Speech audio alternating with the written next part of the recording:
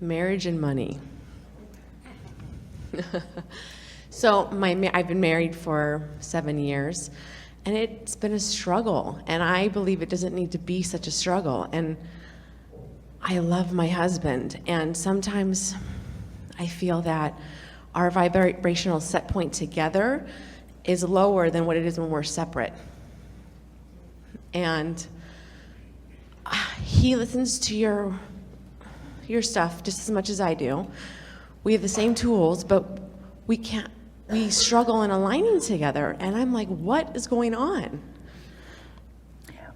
Well, it's a pretty common thing that both in marriage and money, in the same way that people are looking in places where the money isn't, they're looking for alignment or love or appreciation in places where it isn't in the moment. In other words, it's easy in a fluid situation where there are highs and lows, and sometimes more appreciation and sometimes not so much, and sometimes distraction and sometimes attention. It's easy to hold someone else sort of responsible for the way you feel. And it's a pretty common thing in relationship because you know how good another person can make you feel, and because you want so much to feel good.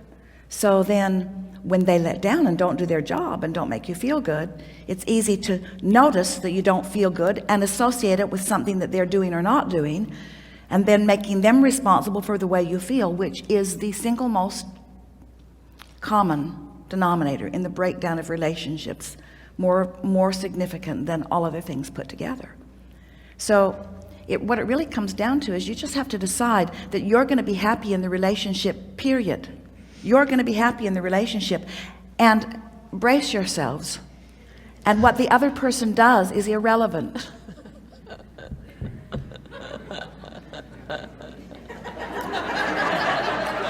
What the other person does is irrelevant. What the other person does is irrelevant because you can't control what they do, and that's what's freaking you out. Do you know that most relationships are based upon your belief in your ability to control the other?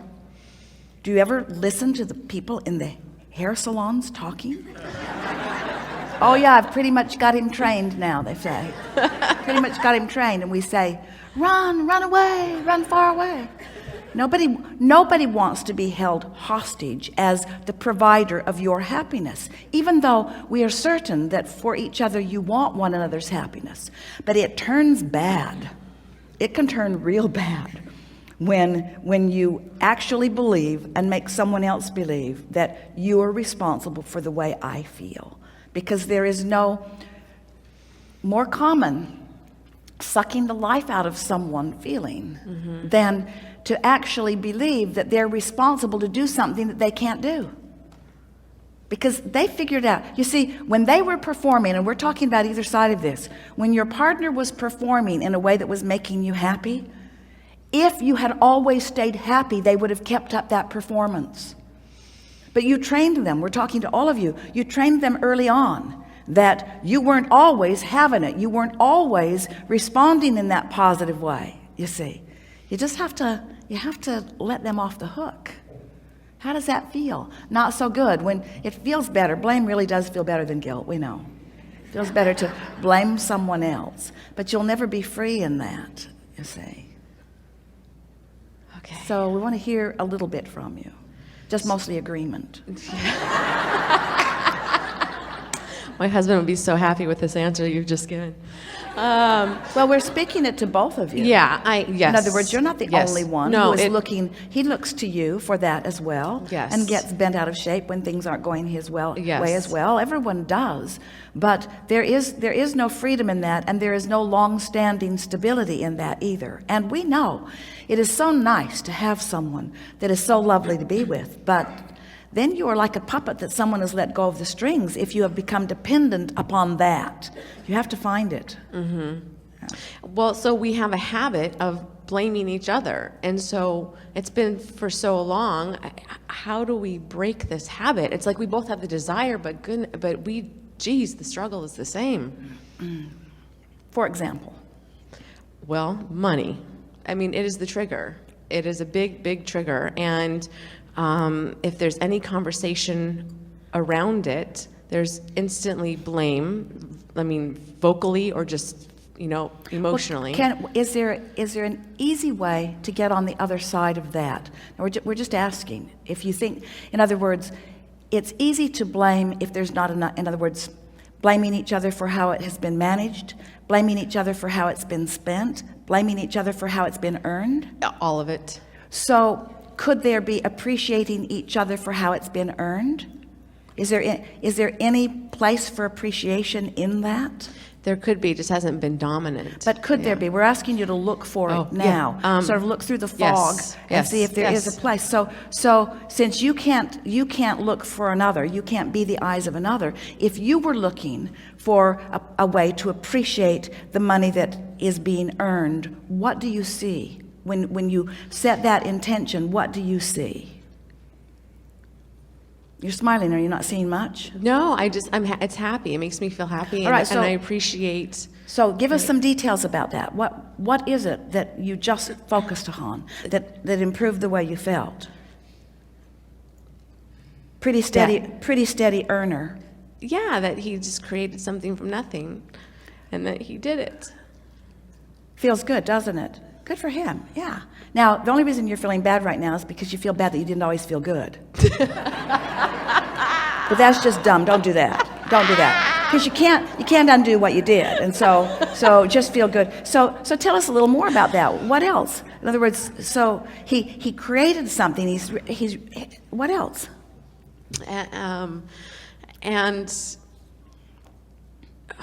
He stays after it. He cares about it. He's really a responsible person. That really feels good. Doesn't it feel good to acknowledge that? Yeah, and that he didn't have any experience or anyone show him how to. He did it all himself, and he didn't have... And is he done, or is there more coming? Does he have more? Is there more in his vortex that's yet to be revealed? Yes. Isn't that exhilarating to think about what's coming? And don't you want to be in the place where you're encouraging that rather than stifling that? Yes. And doesn't it feel like you're in that place right now, this red hot minute? Yeah. Yeah, well, you got on the other side of that way fast.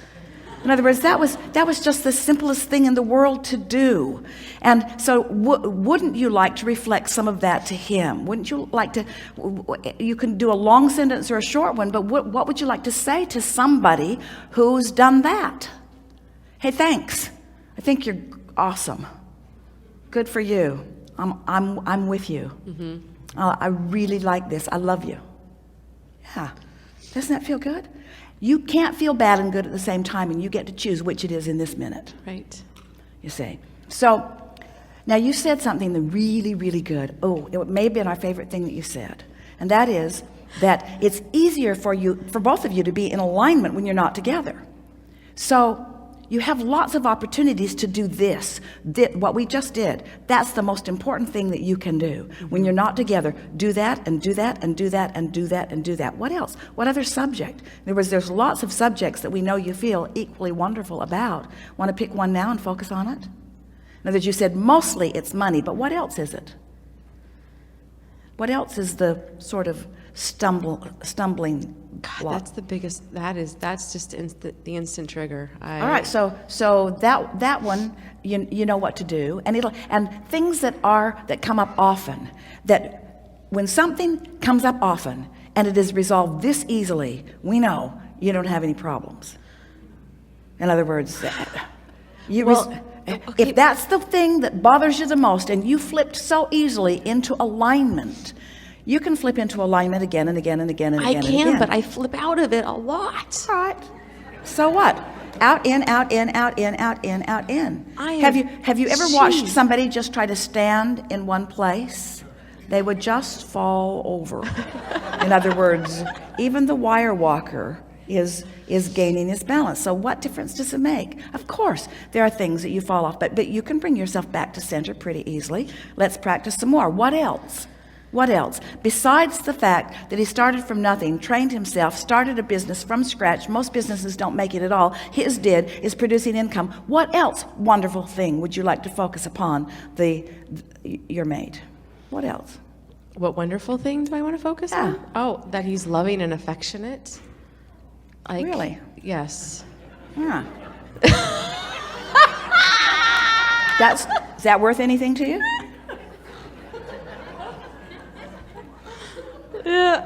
Might want to focus there just a little bit. I know, yes. Loving and affectionate and starting his own business. There are people in this room that would like to hurt you.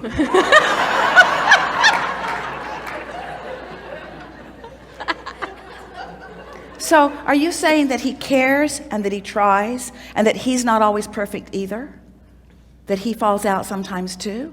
So what if he fell out but you were in? Or what if you fell out and he was in? It's only bad when you both fall out. Yeah.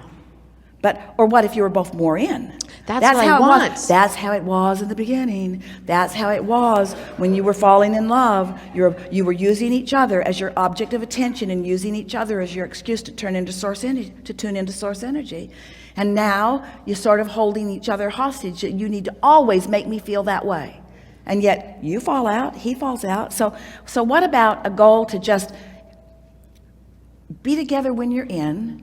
Don't worry about it when you're out, and do your best when you fall out of it to get back in it. Seems simple enough to us. It sure does. It does. So let's get the energy moving more here. You give us more, because we know it's easy for you. So he's loving and attentive and affectionate and a hard worker, and he really cares.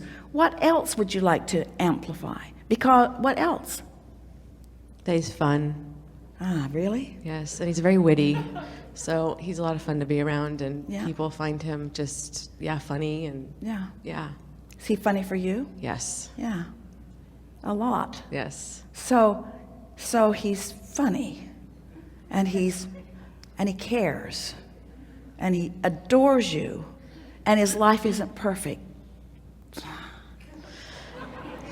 Yeah, yes. And he's expansive, and there's more coming. Yeah. And the platform is magnificent. What you're starting from, as you start right now, is so stable and good. Don't you feel exhilarated about what's coming? When I stay in that space, yes, and I can get in that space. Not when I stay in that space. Let's help you there. Not when I stay in that place, when I am in that place. Because no one stays there. Okay. No, nobody, we're not asking you to stay there. We're just asking you to acknowledge that the space is there to be had if you try. Yes. You tried this much and you got there. Did you see how easy it was for her to go there? It was so easy for you to go there. So just go there until you've practiced that vibration most, you see. That's what real relationships, the wonderful relationships, and you've got that, are based on, is that there is so much more of that than anything else. But that's not the part you're talking to us about. You're not talking to us as you come up here, and we get that, but you're not talking to us about the part that is the stable basis and the most part. You're talking about the parts that you want to fix a little bit. Yeah. And that's what we meant when we said people do this all the time with both money and relationships. They look at the place where what they want isn't, and they make that the moment that they practice. Well, you're wanting to look at the place or the space or the subject where what you want is, and make that your point of focus until that becomes your dominant vibration. Because nobody can hold you as their object of attention. You're going to catch them out of alignment sometime. It's just, and it has to be okay, you see.